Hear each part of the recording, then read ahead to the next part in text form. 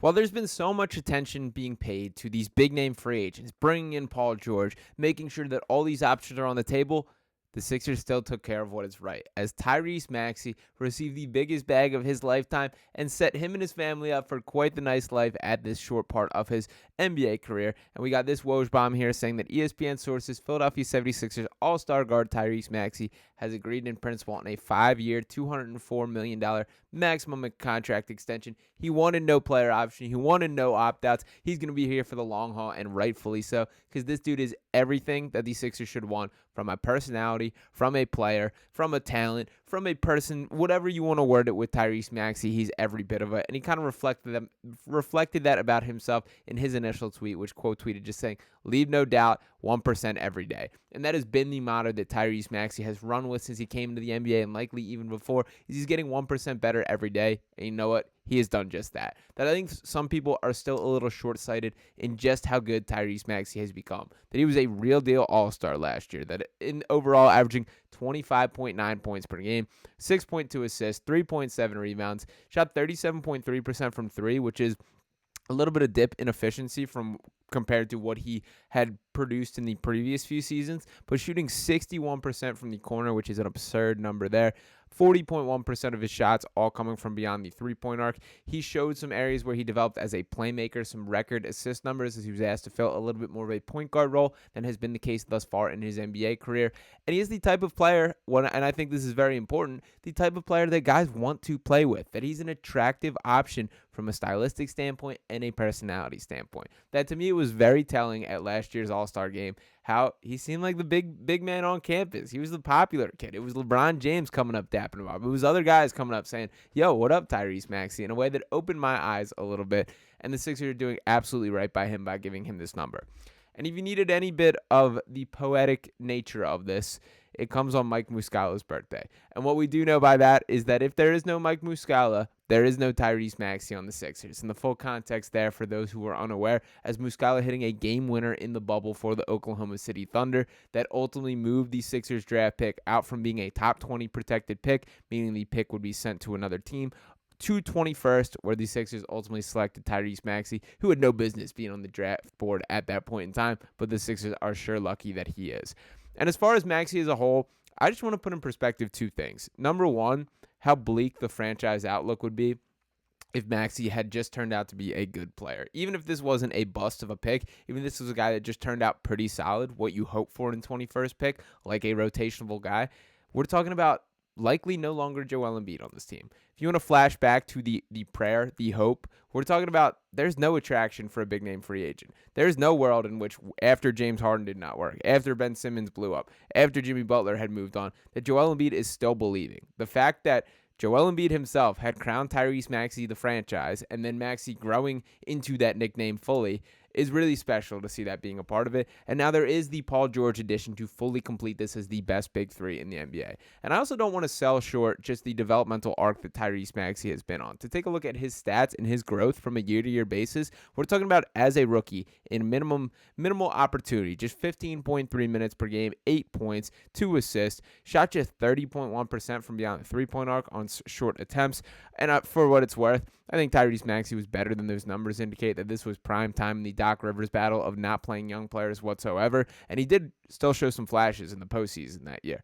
Now, moving on to the next year, that's when we saw some breakout moments from Tyrese Maxey. 17.5 points per game, and this, of course, coming in the year in which Ben Simmons was holding out, so he's essentially forced into the starting lineup. Also produced 4.3 points per game, 3.2 rebounds, and really broke out as a shooter this year. 42.7% from three on 4.1 three-point attempts. That number ranked in the top 5 in the NBA that season, and he only wanted to improve it the following year, knocking down 43.4% of his threes on higher volume at 6.2 per game. He also eclipsed 20 points per game for the first time in his third season at 20.3 there, 3.5 assists, 2.9 rebounds, and then this season he became a true all-star, the number one most improved in the league, averaging 25.9 points per game, 6.2 assists, shot 37.3% from three on 8.1 attempts per game, and to be perfectly honest, I think that had much more to do with Joel Embiid not being there and the looks being a little more difficult for a significant part of the season than anything with Tyrese Maxey shooting in particular. And the other point to note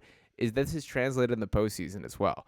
this guy is showing the early signs of being a real deal riser. And to look at these playoff stats specifically, again, not a lot of opportunity in his rookie season, although he did win them a game with a spark off the bench. Overall, just 6.3 points per game, then over 20 points in the last 3 seasons. 20.8, then 20.5, and this season 29.8 points per game, 5.2 rebounds, 6.8 assists, shot 40% from 3, led the entire NBA in minutes per game at 44.5 there, and you got to know that's something that warms Nick Nurse's heart right there. And he hit the big shots. Let's not forget about that Knicks series, that comeback that he led this team on, and him letting everyone in the crowd hear about it after, which was a moment that opened my eyes of a little bit of this is Maxey having a little bit of angriness and toughness to him, which I wasn't sure he had in the tank. So I was really thrilled to see that. You got to wear your emotions on your sleeve sometime, and it was cool for that. After, of course, he's hitting the big shots, walking his walk, and then talking his talk after the fact. And another key point that I did want to bring up here, you got to give Tyrese Maxey a ton of respect and ton of credit for believing in the Sixers organization. That this contract right here, there was no doubt that Tyrese Maxey was getting a max, that he'd earned every bit of it. But if we flash back to last offseason, he had a chance to sign this extension right then and there.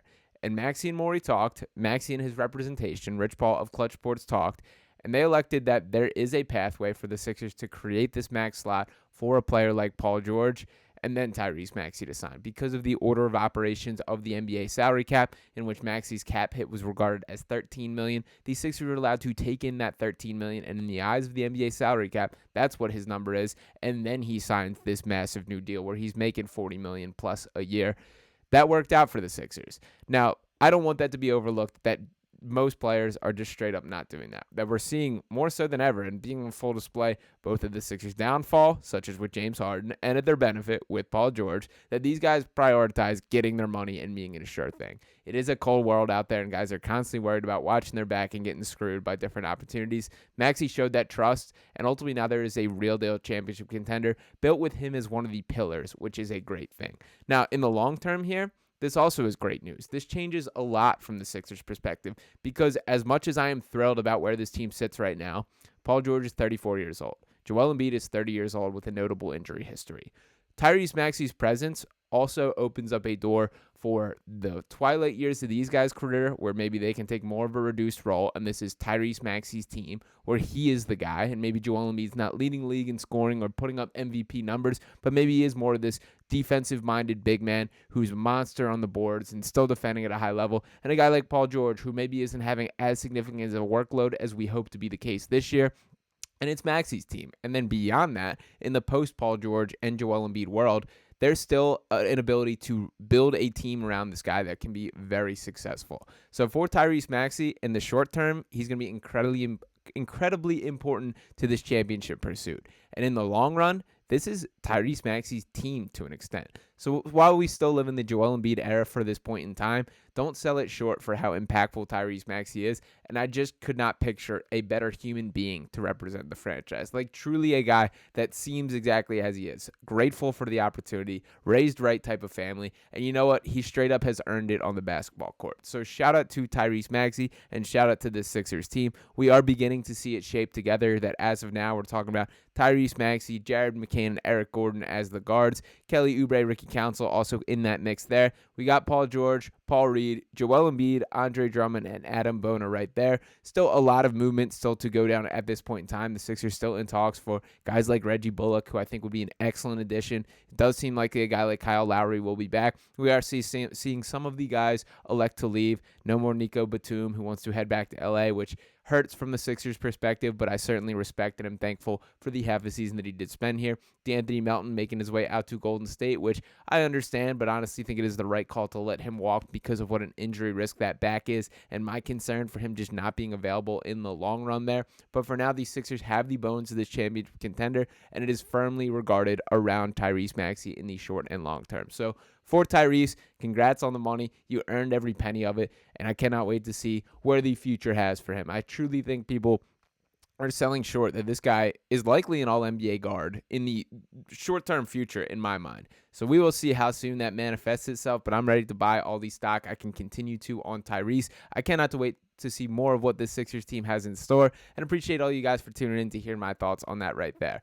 So appreciate you guys once again. Make sure you are smashing that subscribe button right here on Sixers Digest, dropping a like on this video, and any comments you have for me. Do you have any fear on Tyrese Maxey being priced out of not being a true max guy? We do know that there is, more expectation that comes with more money. But to hit you straight, I have zero. This kid's going to keep working for it. He's going to keep getting better, and he's going to be the driving force of why the Sixers get over the championship hump in my mind. So let me know if you agree below. But once again, appreciate all you guys, and I'll be talking with you next time right here on Sixers Digest. Peace.